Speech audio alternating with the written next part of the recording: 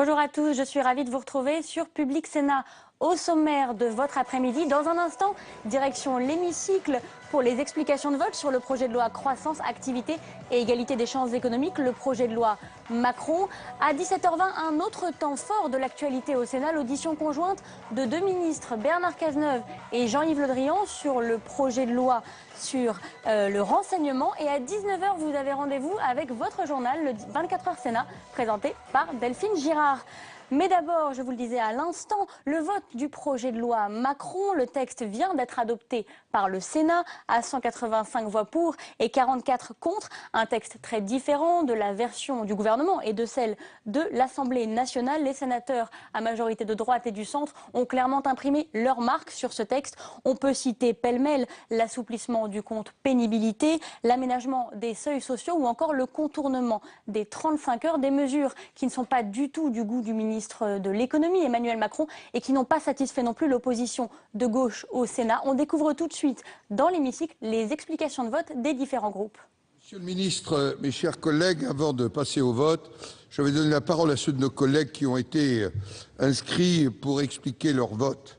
J'indique au Sénat que la conférence des présidents a fixé, à raison d'un orateur par groupe, à 7 minutes, le temps attribué à chaque groupe politique, les sénateurs ne figurant sur la liste d'aucun groupe disposant de 3 minutes. Je vous inviterai ensuite, mes chers collègues, à vous rendre dans la salle des conférences pour voter et je suspendrai la séance pendant la durée du scrutin prévu autour d'une demi-heure. Je proclamerai enfin le résultat à l'issue du dépouillement à 15h45, puis je donnerai la parole, Monsieur le ministre, au gouvernement. Pour commencer les explications de vote, la parole est à Monsieur Bruno Retailleau, pour le groupe Union pour un mouvement populaire. Vous avez la parole.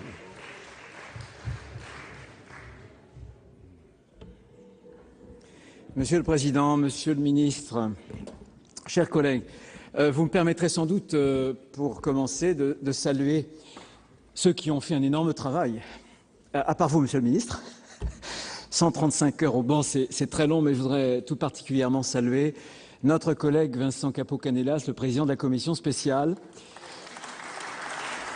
Il mérite absolument vos applaudissements. Et celui qui les mérite aussi, ce sont les trois rapporteurs, Catherine Deroche,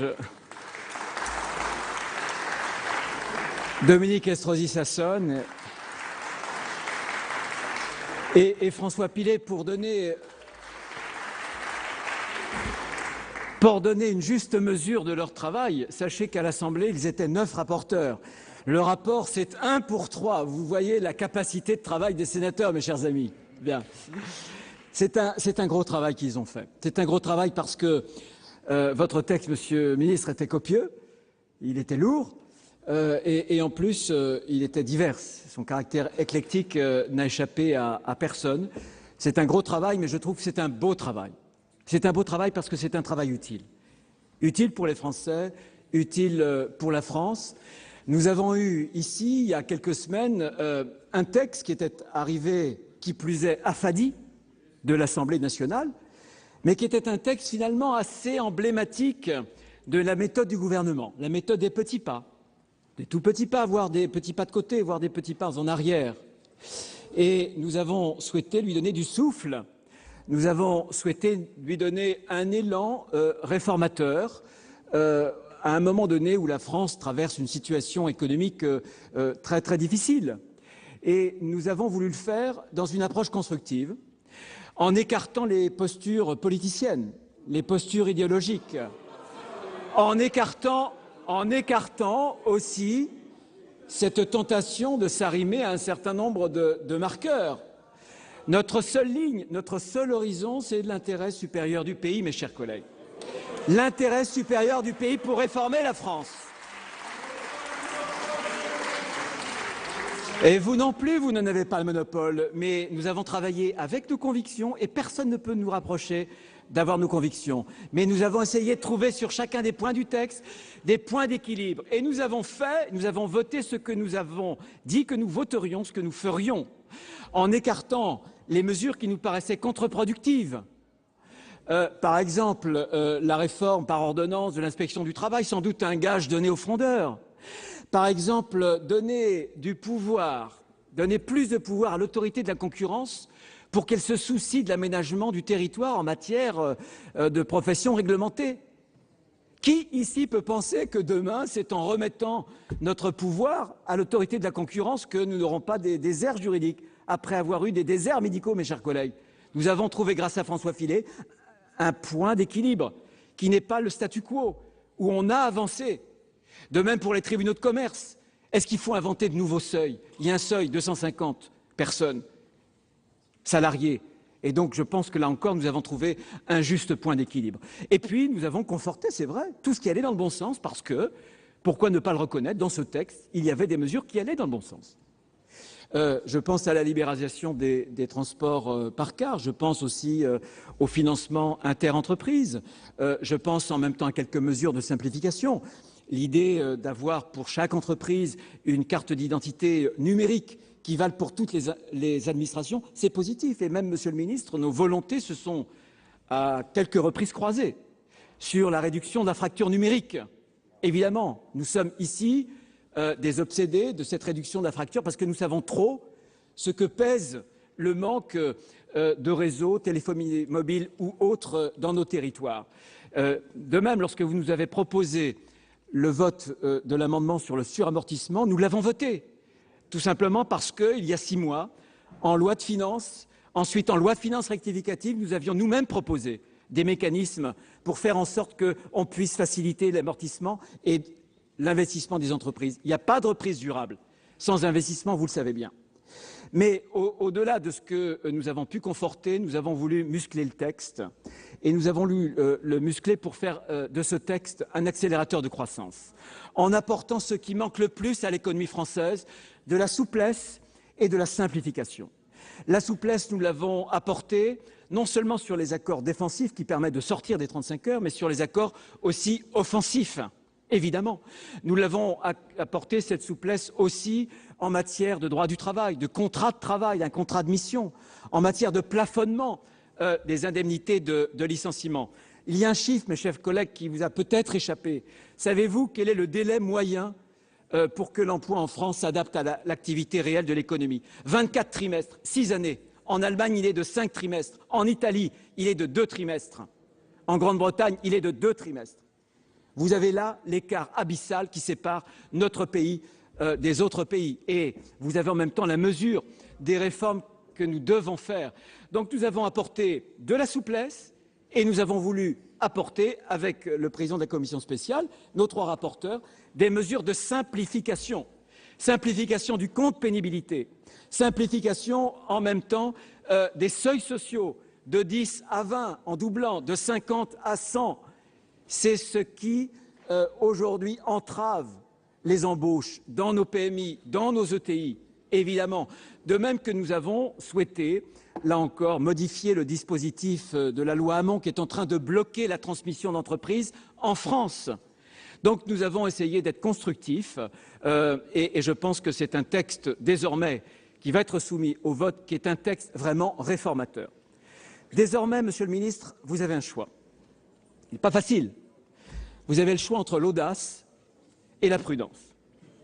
L'audace, si vous choisissez ce chemin, vous trouverez des hommes et des femmes, sénatrices et sénateurs de bonne volonté, au moment de la commission mixte paritaire, qui vous tendront la main pour faire en sorte que ces réformes puissent aboutir.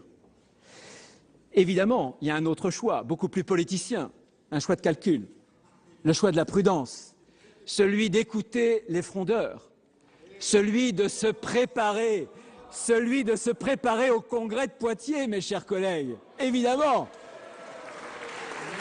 Évidemment. Mais je vais vous dire, il va falloir je me conclure. permettrai un seul conseil. Quitte à utiliser le 49.3, autant l'utiliser pour quelque chose. Et je terminerai, je conclus, laissez-moi conclure. Si vous voulez abréger mon intervention, laissez-moi conclure. Et pour conclure, je citerai Bruno Le Roux. Je citerai Bruno Le Roux, qui est évidemment un excellent collègue, puisqu'il préside un grand groupe à l'Assemblée nationale, qui a fait ce tweet absolument génial il y a quelques jours en disant que quand on a le courage de réformer, ça peut payer. Ça a payé en Allemagne avec Mme Merkel et ça a payé en Grande-Bretagne avec M. Cameron. Merci, Monsieur le ministre, d'avoir, non pas la posture, mais la hauteur de vue qu'exige aujourd'hui la transformation de l'économie française. Merci à vous.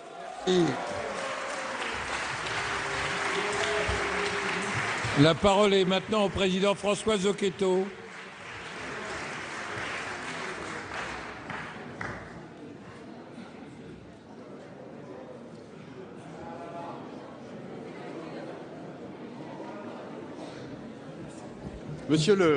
Monsieur le Président, Monsieur le Ministre, mes chers collègues, j'aimerais à mon tour débuter cette explication de vote en remerciant l'ensemble des collègues qui ont participé au débat, et en particulier la commission spéciale à travers son président et ses rapporteurs, qui sans relâche ont tenu les positions de la Commission et du Sénat pendant ces longs débats. Et je crois sincèrement que notre Assemblée peut être fière du travail accompli et du texte obtenu. Le débat a été nourri. C'est un texte sensiblement amélioré et complété qui est maintenant mis aux voix. Et accessoirement, mais pour nous ça ne l'est pas, ça démontre la vigueur du bicamérisme et l'utilité du Sénat. Avant de parler du fond du texte, je voudrais dire quelques mots sur la forme. Car ce projet de loi, comme malheureusement d'autres avant lui, tels que le projet de loi Allure, est un texte beaucoup trop long, Monsieur le Ministre. Et finalement, ce texte s'éloigne de ses objectifs initiaux par la dilution de ses mesures principales au milieu de dizaines d'articles supplémentaires, et il y a eu trop de thématiques diverses abordées. La loi gagnerait en lisibilité et en efficacité si les textes étaient plus courts. Ça permettrait aussi des navettes plus simples entre les deux chambres, car nous avons ici un bel exemple de l'enrichissement mutuel du débat à travers ce dialogue entre les deux chambres. Je ne comprends pas très bien les raisons pour lesquelles le président de la République, François Hollande, critiquait le 19 avril dernier, je cite, « la lenteur des débats parlementaires ». Personne n'a jamais démontré que la précipitation était l'allié du législateur. Aussi, 5 mois de débat pour des mesures qui vont toucher à la vie quotidienne de nos concitoyens et aux conditions d'exercice de nombreuses professions ne me semblent pas du tout être déraisonnables. Disons-le nettement, si le gouvernement était plus clair dans ses axes de réforme, nous n'aurions pas à examiner des lois si longues et si complexes. Le Sénat est en train de réformer ses méthodes de travail, il fait bien, mais je me permets de dire que l'exécutif peut aussi en faire de même, car lorsqu'il y a des longueurs qui sont regrettées par le président de la République, eh bien le gouvernement en est probablement le premier responsable. J'en viens maintenant au fond de ce projet de loi. Nous partageons, vous le savez bien, Monsieur le Ministre, le constat que vous avez dressé de l'économie française. La France souffre, selon vous, de 3 maux: la défiance, la complexité, le corporatisme. Ces 3 sources sont bien connues et il est grand temps de s'y attaquer, en effet, car la confiance des Français s'est largement détériorée. Nous sommes dans un désagréable climat de défiance à l'égard de nos institutions, de ce qu'on appelle la classe politique, mais plus généralement aussi de notre modèle social et économique. Si la confiance est si difficile à retrouver, c'est parce que notre pays fonctionne au ralenti depuis plusieurs années. En effet, le retour de la compétitivité tant espéré se fait encore et toujours attendre. Et le gouvernement peine à trouver des réponses à une crise qui n'a que trop duré. Et selon nous, le gouvernement n'a jamais su prendre ces derniers mois de véritables mesures d'envergure ambitieuses et visionnaires. En effet, seules, cela a souvent été dit ici à cette tribune, seules des réformes structurelles permettront à la France de se relever et de retrouver son attractivité. Or, Monsieur le Ministre, je n'ai vu dans ce texte aucune réforme systémique de notre fiscalité assourdissante. Je n'ai pas vu non plus de modernisation de la fonction publique pour libérer des emplois. Nous n'avons pas vu non plus de réforme des retraites ou d'allègement substantiel du droit du travail. Ce ne sont pas les notaires, ce ne sont pas les huissiers, les avocats ou encore les commissaires-priseurs qui étouffent notre économie. Ce sont les 57 points de PIB consacrés à la dépense publique au détriment de l'initiative privée et qui verrouillent tout esprit de réforme et d'entreprise dans notre pays. Alors face à ces doutes, le Sénat a travaillé. Il propose aujourd'hui un texte très différent, plus riche, plus ambitieux pour notre pays, qui permettra de répondre d'ailleurs aux 3 grands axes du projet de loi que vous aviez annoncé dans votre exposé préalable. Alors bien sûr, je ne peux pas citer toutes les avancées réalisées au cours des dernières semaines. Je rappellerai les plus significatives. En termes de mobilité, l'ouverture à la concurrence des TER dès le 1er janvier 2019. Cette mesure s'articule parfaitement avec la clarification des compétences recherchées par tous. Nous avons aussi confirmé le doublement du montant de plafond de la réduction ISF-PME. S'agissant de la réforme des professions juridiques et judiciaires réglementées, je pense que l'approche a été tout à fait raisonnable et positive. Nous avons réaffirmé la spécificité de la prestation juridique et nous avons créé un code de l'accès au droit et de l'exercice du droit. En matière de droit du travail, soulignons les simplifications bienvenues du compte de pénibilité, avec la suppression de la fiche individuelle et la limite du nombre de facteurs mesurés pour évaluer la pénibilité. Nous avons aussi revu le cadre des accords aujourd'hui possibles en entreprise sur les 35 heures. Et je crois, Monsieur le Ministre, que vous partagez notre point de vue. Donc nous allons passer d'accords défensifs à des accords offensifs en donnant la souplesse nécessaire aux entreprises. Dans le même domaine, le lissage des effets de franchissement des seuils sociaux était attendu depuis longtemps. Enfin, concernant le travail dominical pour le droit du travail, je crois que nous avons su préserver l'équilibre entre les zones touristiques et commerciales d'une part et les zones moins concernées, et puis par ailleurs l'équilibre entre le petit commerce et les grandes surfaces. Enfin, et non des moindres, le Sénat a adopté en début de semaine l'amendement du gouvernement permettant de soutenir à hauteur de 2,5 milliards d'euros les entreprises qui réaliseront des investissements entre avril 2015 et avril 2016. J'hésite, pour ne pas vous compliquer la tâche, Monsieur le Ministre, mais j'hésite à vous dire à quel point c'est une satisfaction pour nous. Donc nous ne parlerons pas de victoire, mais nous parlerons de grande satisfaction, en tout cas pour notre groupe, mais je crois aussi pour l'ensemble de la majorité sénatoriale, puisque cet amendement s'inscrit dans la filiation de celui que nous avions proposé pendant le débat budgétaire de l'automne dernier. Mais c'est surtout une bonne nouvelle que cet amendement, et j'insiste parce que nous voulons vraiment que cette disposition soit maintenue, c'est une bonne nouvelle pour les entreprises françaises, en dépit malheureusement du temps perdu et des mois qui ont été perdus, puisque cette disposition aurait pu être votée depuis longtemps. En conclusion, nous étions partis en août dernier, il faut dire, d'une approche assez idéologique que vous aviez essayé de traduire dans un texte présentable qui faisait néanmoins de plusieurs professions les comptables et les boucs émissaires des échecs de la politique économique du gouvernement. Nous avons vu, c'est vrai, arriver un texte plus mesuré, mais largement incomplet et surtout très confus. Maintenant, je crois pouvoir dire que nous avons cet après-midi un texte complètement remanié, bien sûr, mais qui surtout répond aux attentes de nos concitoyens, des professionnels, des entreprises et donc de la majorité sénatoriale. Et c'est donc tout naturellement que le groupe UDI-UC votera en faveur de ce projet de loi, tout en encourageant votre gouvernement, Monsieur le Ministre, à préserver, au-delà de notre séance, les acquis du débat sénatorial. Je vous remercie. Merci, Monsieur le Président. La parole est à notre collègue Nicole Bricq pour le groupe socialiste.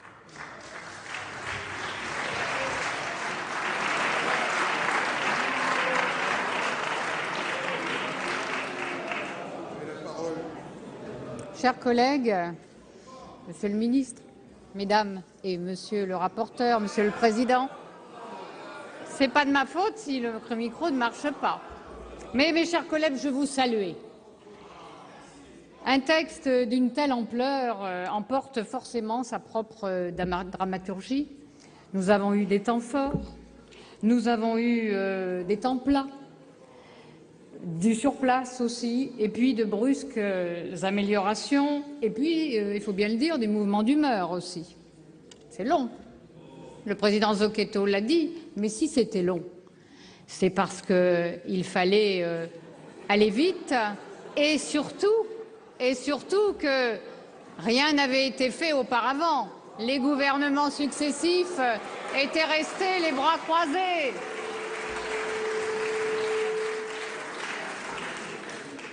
Et hier, finalement, nous étions heureux d'en avoir fini. Nous nous sommes remerciés, congratulés, mais aujourd'hui, non, mais surtout nous étions heureux de l'avoir fait dans le respect des uns des autres. C'est important de le dire, mais aussi nous savions qu'aujourd'hui nous passerions à la partie politique, au choix qui nous est demandé. Et tous nous avons salué l'engagement total du ministre, à l'unanimité, cela a été reconnu. Sa volonté de convaincre, de répondre point par point aux arguments contraires, d'où qu'ils viennent, d'y revenir sans arrogance avec la pédagogie nécessaire.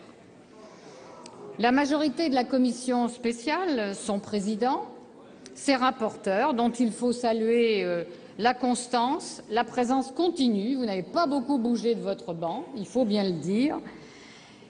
Cette majorité avait arrêté sa stratégie avec la majorité sénatoriale, pas de confrontation systématique, des réécritures, mais nous avons bien vu que quelquefois les réécritures aboutissaient finalement valaient suppression, en tout cas de l'esprit général du texte. Alors il nous revenait à nous, groupe socialiste, de tenir la ligne de soutien à notre gouvernement, mais chaque fois qu'il s'est agi de défendre et de maintenir des dispositifs de négociation sociale et de dialogue social contre des décisions unilatérales des employeurs, comme ça a été le cas malheureux pour le travail du dimanche, nous nous y sommes opposés aux principes auxquels nous ne dérogeons pas.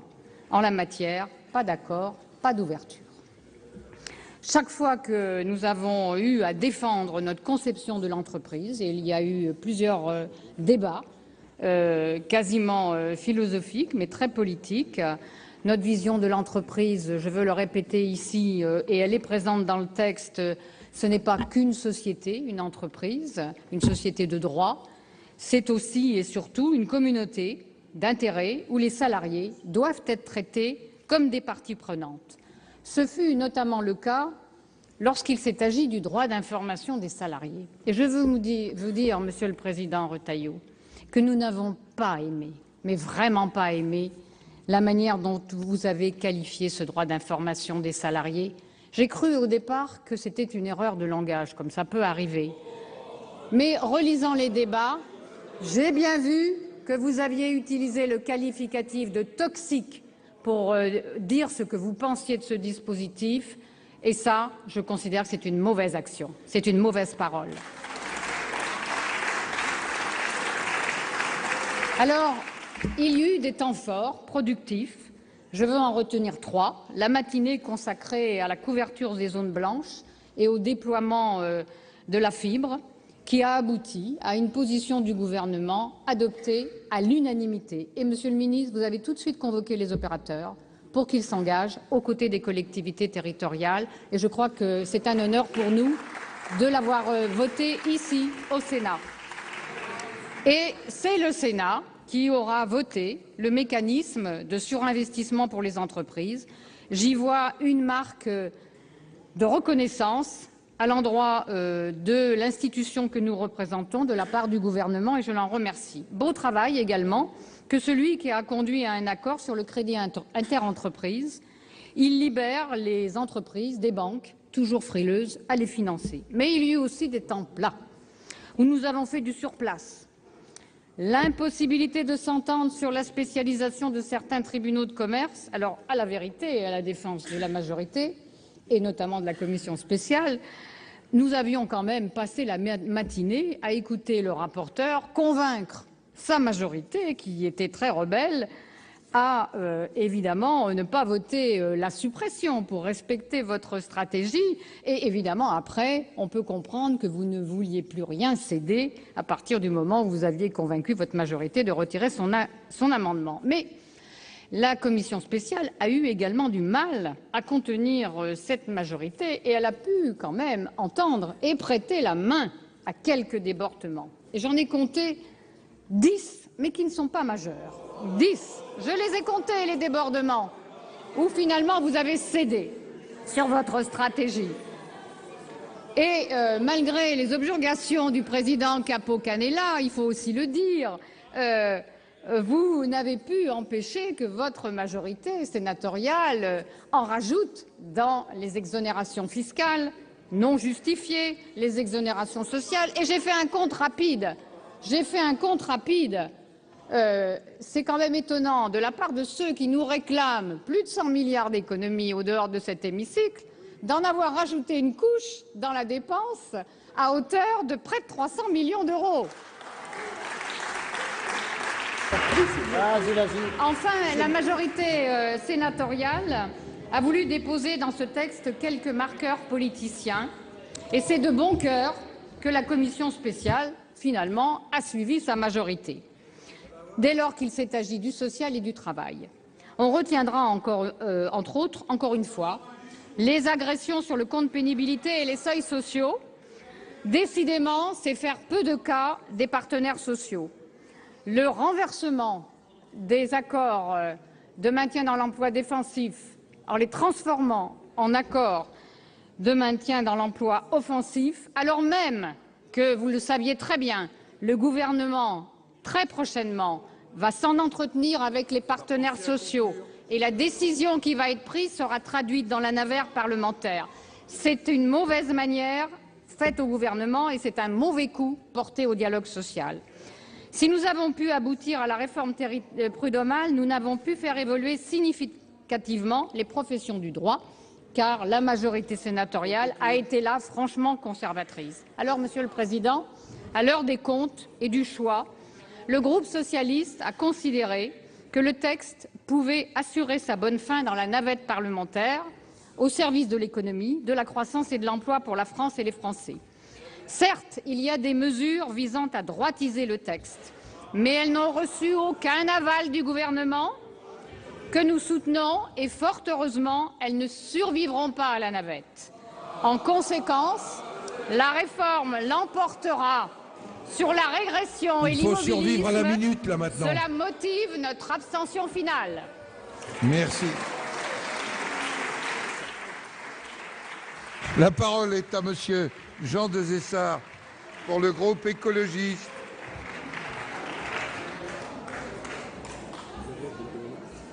Vous avez la parole, mon cher collègue.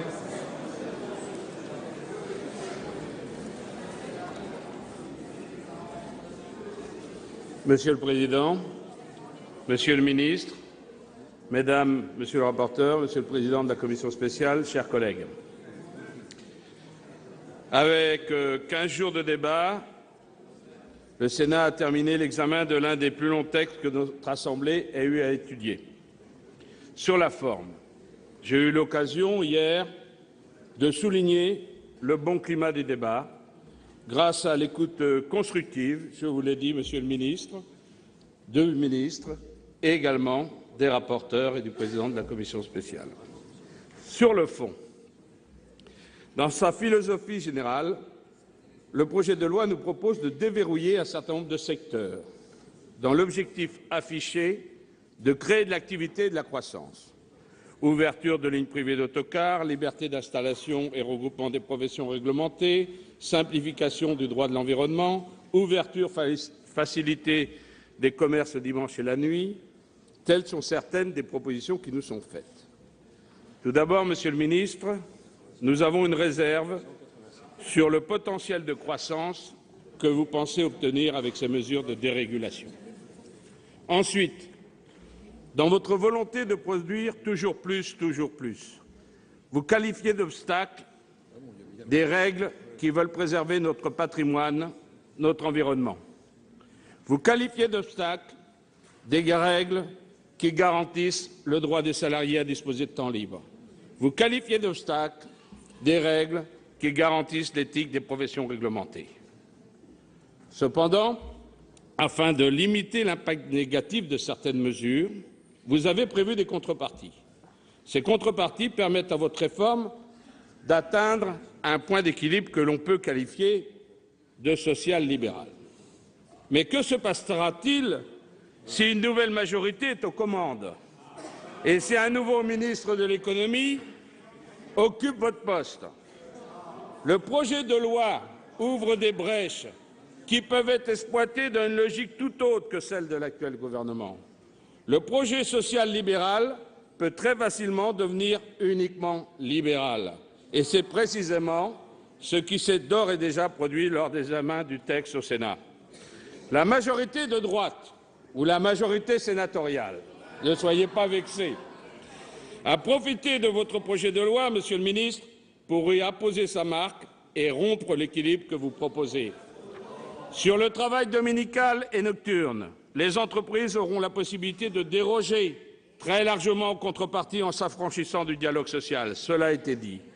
Puisque le transport par autocar est libéralisé, la droite, la majorité sénatoriale, en a également profité pour adopter un amendement visant à l'ouverture à la concurrence du transport ferroviaire régional. Et puisqu'on traite largement du droit de travail, pourquoi s'arrêter? Pourquoi ne pas instaurer 3 jours de carence en fonction publique, hospitalière et territoriale, relever les seuils sociaux et permettre de déroger aux 35 heures? Le risque d'une dérive libérale n'est donc pas hypothétique. Nous en avons eu la preuve avec le texte qui nous est proposé aujourd'hui de voter. Nous déplorons également l'amendement CIGEO. Cet amendement a été adopté à 5 heures du matin, juste avant la suspension de séance de 2 semaines. Et puisqu'on n'était pas sûr de pouvoir l'avoir ce jour-là, puisqu'on devait terminer à 5 heures, il a été remonté. Donc nous sommes effectivement fortement opposés à cet amendement du projet CIGEO de stockage des déchets radioactifs à Bure. Cependant, pour être objectif, il faut acter le travail du Sénat sur plusieurs points, comme le relèvement de la limite kilométrique de déclaration des lignes d'autocar à l'arrêt fer pour ne pas concurrencer les lignes publiques, la suppression de l'article 29 qui empêchait la démolition de bâtiments soumis à recours contentieux, ou encore la position équilibrée trouvée sur les professions réglementées en redonnant la main au ministère de la Justice sur les installations et en encadrant les remises. Malgré tout, ces quelques avancées ne changent en rien à notre analyse globale. Nous refusons la logique de ce texte qui pense que la croissance sera au rendez-vous de la dérégulation et qu'il faut de la dérégulation pour créer de la croissance. Et nous sommes, je l'ai déjà dit, inquiets qu'une autre majorité s'engouffre dans la brèche ouverte pour toujours plus de dérégulation, au nom d'une hypothétique croissance. Cette nouvelle majorité, Monsieur le ministre, n'aura pas les limites que vous vous êtes imposées dans cette loi. En conclusion, les écologistes voteront donc contre ce projet de loi. Merci, mon cher collègue. La parole est maintenant à Madame la Présidente Éliane Assassi pour le groupe communiste, républicain et citoyen.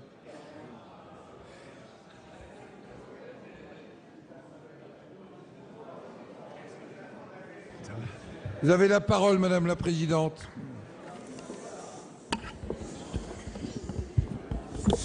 Monsieur le Président, Monsieur le Ministre, mes chers collègues, avant de donner l'appréciation globale du groupe communiste, républicain et citoyen sur le fond de ce projet de loi, je voudrais m'arrêter quelques instants sur la forme du débat parlementaire. Nous avons dû examiner en 3 semaines de débat un véritable monstre juridique. Ces sables mouvants législatifs ont gêné l'appréhension des parlementaires, mais aussi des citoyens. Comme nous l'avons indiqué lors de notre motion d'irrecevabilité, la loi doit être intelligible, compréhensible pour tous. Votre texte l'est-il, Monsieur le Ministre? Hors de ces murs, a-t-il permis un véritable débat dans le pays sur les choix de société que vous portez, à savoir le libéralisme? Cette question de forme n'est pas un détail. À l'heure où le Sénat annonce vouloir se réformer, une question se pose. Une démocratie parlementaire peut-elle fonctionner en étant soumise à une telle inflation législative? Ce texte, je le rappelle, regroupait l'équivalent, et je l'ai dit hier encore, d'au moins 15 projets de loi. Au regard de la masse de ces dispositions, il est par ailleurs inadmissible d'imposer la procédure accélérée. 600 amendements au moins ont été adoptés au Sénat. Serait-il acceptable que l'Assemblée nationale ne reprenne pas ce texte alors que, rappelons-le, elle ne l'a pas adopté en tant que tel, puisque, faute de majorité de gauche pour vous soutenir, Monsieur le ministre, Monsieur le Premier ministre a dû dégainer brutalement et brusquement le 49.3. Un accord en CMP qui paraît invraisemblable tant les amendements de la droite sénatoriale poussent les feux du libéralisme à leur paroxysme, serait une violence inadmissible faite à la majorité de l'Assemblée nationale, à ces dizaines de sénateurs de gauche, socialistes en particulier, qui avaient déjà refusé la dérive libérale du texte initial. Monsieur le ministre, c'est une question grave.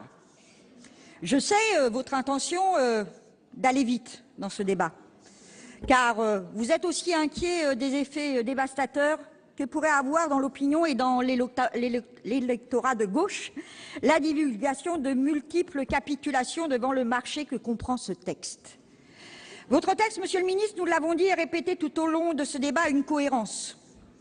Il a la cohérence d'un libéralisme assumé, d'un libéralisme qui envahit tous les aspects de la vie publique et privée, d'un libéralisme que vous assumez pleinement, alors que les élections du 6 mai 2012 ont justement voulu mettre un terme, et pour une bonne part radicalement et sans compromis, à la dérive libérale des années de M. Nicolas Sarkozy. Alors votre texte, M. Macron, c'est la dérégulation à tout va avec l'ouverture massive des lignes de transport routier de voyageurs, au détriment de la sécurité et de l'écologie, quitte à affaiblir l'un des atouts majeurs de notre pays, le ferroviaire. La concurrence, c'est votre maître mot. Mettre en concurrence, faire jouer la concurrence, la compétition, pourquoi ne pas dire le combat?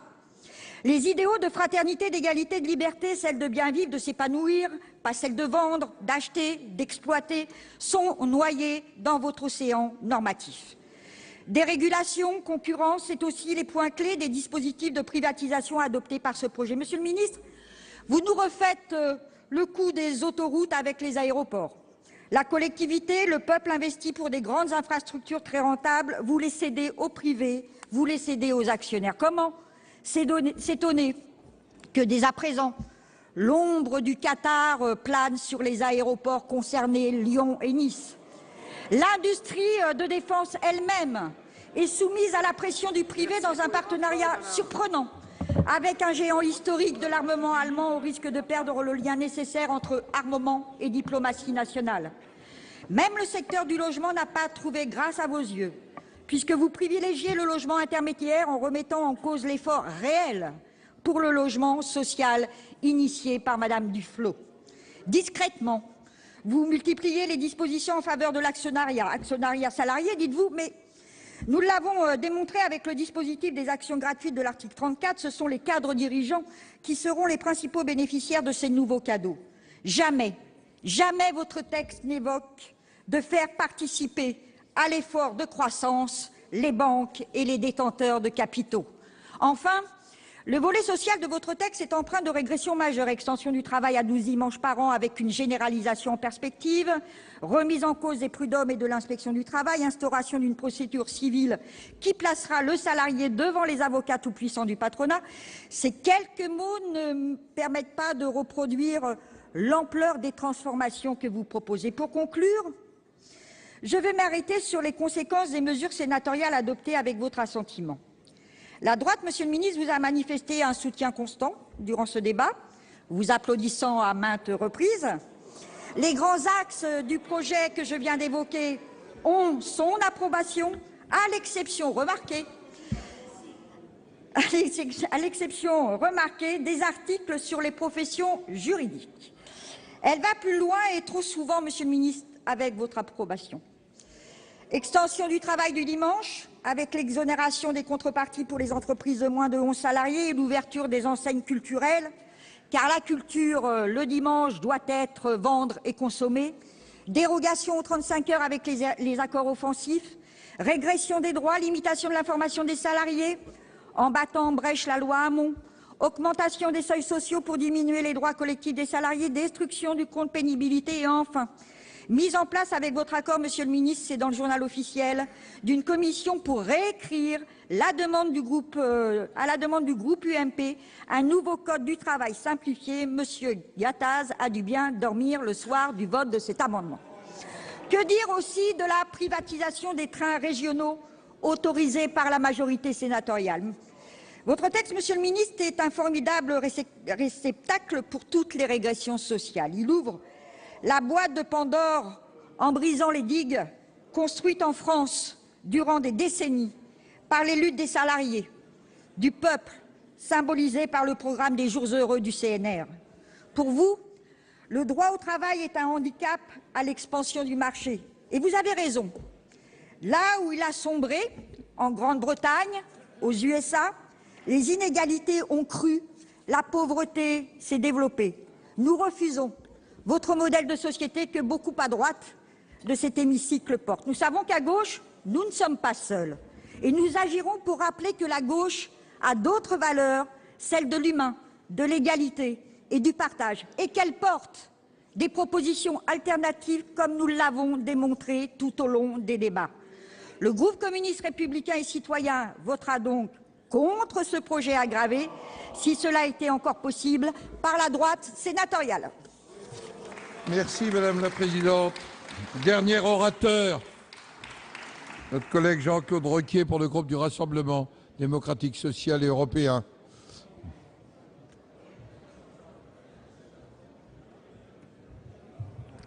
Vous avez la parole, mon cher. Monsieur le ministre, mes chers collègues, au terme de ces 3 semaines d'examen en séance publique de ce projet de loi, notre Haute Assemblée a adopté en séance pas moins de 280 amendements, s'ajoutant aux travaux de la commission spéciale dont je salue le travail, le président et les rapporteurs, et conduisant à des modifications substantielles par rapport au texte transmis par l'Assemblée nationale. En commission spéciale comme en séance, le groupe RDSE a apporté sa contribution à un texte ambitieux, trop probablement pour l'avenir de notre pays, tant par la diversité des sujets abordés que par son impact sur l'état d'esprit général, mais aussi surtout par des aspects concrets de la vie de nos concitoyens. Ce projet de loi restera un texte hors norme, ayant permis de battre une série de records.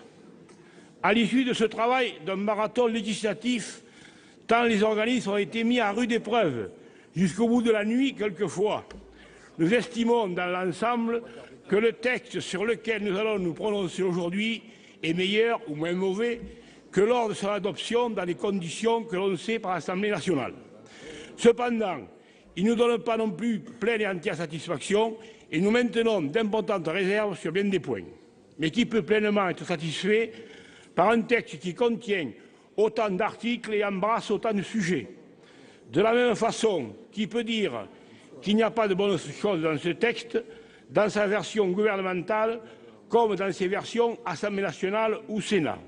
Hélas, si dans le Macron tout n'est pas bon, tout n'est pas mauvais non plus. Monsieur le ministre, mes chers collègues, la question du travail dominical n'est pas pour nous la plus essentielle. Et la majorité des membres de notre groupe a adopté les articles sans grande difficulté.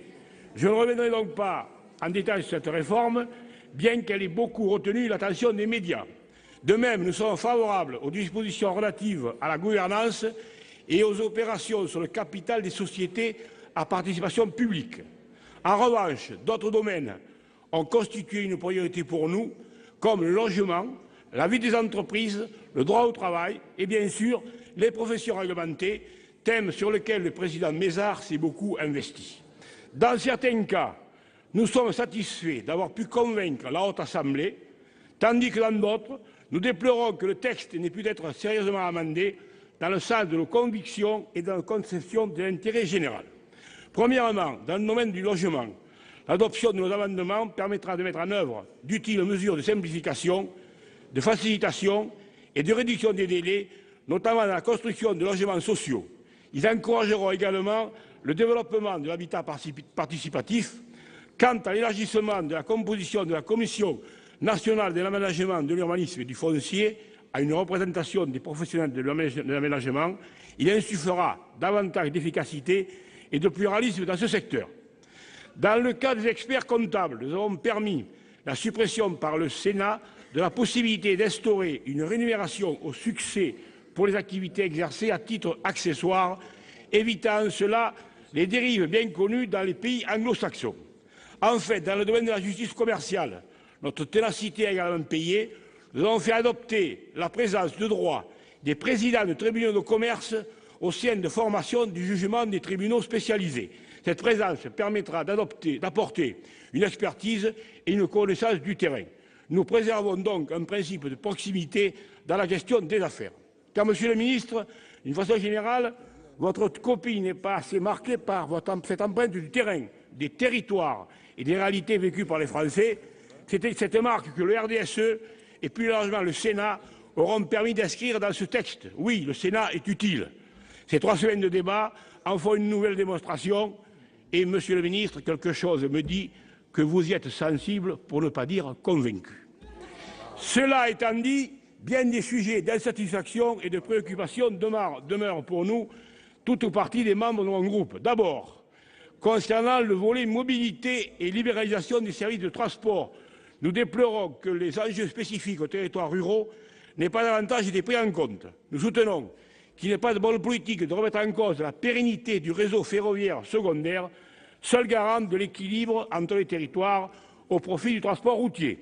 Loin d'encourager l'égalité des chances, le texte risque d'aggraver les inégalités territoriales en favorisant ceux qui, sur le plan économique et territorial, ont déjà le plus d'atouts. Sur la réforme de la justice prud'homale, la volonté de réduire les délais de jugement est certes louable, mais elle risque, en l'état actuel de la rédaction du texte, de déboucher sur une justice au rabais, voire même de complexifier les procédures. Plus que jamais, si l'on veut développer une culture de conciliation, il faut avoir le courage de mobiliser les moyens pour former les conseillers prud'homaux à celle-ci. De même, nous nous inquiétons de la mesure adoptée visant à supprimer la fiche individuelle du code de pénibilité. Bien que nous soyons en principe favorables à un assouplissement, nous ne voudrions pas que les initiatives de simplification se fassent au détriment des salariés les plus vulnérables. Enfin, la réforme des professions réglementées reste, à nos yeux, la partie la plus discutable du projet de loi. Nous regrettons les mesures adoptées sur la liberté d'installation des avocats qui risquent de renforcer les déserts juridiques et d'entraîner une perte de matière grise, notamment dans les territoires ruraux qui, une nouvelle fois, seront les premières victimes. La postulation des jeunes avocats aux tribunaux de grande instance préservait cet équilibre et nous regrettons sa mise en cause. Mes chers collègues, le Sénat aura, j'en suis sûr, le devoir, à terme, de revenir sur ce dispositif. Plus largement, nous restons opposés à la vision pas trop technocratique et parisienne qui se dégage, selon nous, des articles concernant les avocats, les notaires, les huissiers et les commissaires-priseurs. C'est encore trop déconnecté des réalités locales et du terrain. Monsieur le ministre, soyez un ministre de terrain, venez à la rencontre des territoires et des Français. Vous avez montré votre intérêt pour la ruralité lors de nos riches échanges sur la couverture de la téléphonie mobile qui a duré, c'est vrai, une matinée ici. Désormais, votre agenda va être quelque peu allégé. Aussi, profitez-en pour sortir de Bercy. Venez dans le Lot, déguster au passage une bécasse. Allez en Lozère, allez dans le Cantal, dans le Gers et même en Corrèze. Et de préférence, prenez le train ou la route, à moins que vous ne préfériez l'autocar. Bien évidemment, notre sens bien connu de la responsabilité et de la mesure nous amène à reconnaître de réelles améliorations. Nous saluons ainsi les progrès réalisés à l'initiative du rapporteur Pillet concernant les avocats au Conseil. Bien que des modifications apportées n'aillent pas suffisamment loin, l'article adopté par le Sénat est préférable à celui introduit à l'Assemblée dans les conditions rappelées par Jacques Mézard lors de son intervention. Il va falloir conclure. En conclusion, j'y viens. Vous l'avez compris, Monsieur le Ministre, mes chers collègues, notre groupe porte un jugement nuancé sur votre projet de loi, tel qu'amené par la Haute Assemblée. Nous constatons une amélioration indéniable par rapport au texte sorti de l'Assemblée. Toutefois, il nous est impossible de le soutenir pleinement, aussi bien dans sa version initiale que dans sa version issue des travaux du Sénat. C'est la raison pour laquelle la majorité d'entre nous fera le choix de l'abstention, un choix, comme toujours au RDSE, exprimé librement et en responsabilité. Merci, mon cher collègue. Il va donc être procédé dans les conditions prévues par l'article 56 du règlement au scrutin public sur l'ensemble du projet de loi pour la croissance, l'activité et l'égalité des chances économiques. Il aura lieu en salle des conférences, conformément aux dispositions du chapitre 15 bis de l'instruction générale du bureau. Une seule délégation de vote est admise par sénateur et les 3 secrétaires du Sénat, Madame Tasca, Jean-Pierre Leleu et Jean Desessard, superviseront les opérations de vote. Voilà, vous venez de suivre les explications de vote sur le projet de loi croissance, activité et égalité des chances économiques que vous connaissez aussi sous le nom de projet de loi Macron. Je vous le rappelle, le texte a été adopté par le Sénat cet après-midi à 185 voix pour, 44 voix contre. Un texte très différent de la version initiale du gouvernement et de celle de l'Assemblée nationale. Le Sénat, à majorité de droite et du centre, a clairement imprimé sa marque sur ce texte. Députés et sénateurs vont désormais devoir se mettre d'accord pour arriver en commission mixte paritaire à une version commune, une commission mixte paritaire qui a de très fortes chances d'échouer. Autre temps fort de cet après-midi au Sénat, l'audition conjointe de 2 ministres, le ministre de l'Intérieur et le ministre de la Défense, Bernard Cazeneuve et Jean-Yves Le Drian, par la commission des lois et celle des affaires étrangères. Au programme, bien évidemment, le projet de loi sur le renseignement, un texte très attendu ici au Sénat, qui a été adopté, je vous le rappelle, en première lecture la semaine dernière par l'Assemblée nationale. Le projet de loi définit les missions des services de renseignement et l'autorisation de techniques d'espionnage, un texte très controversé, décrié par la société civile pour son manque de contre-pouvoir et son caractère intrusif. On découvre tout de suite en audition les réponses des 2 ministres.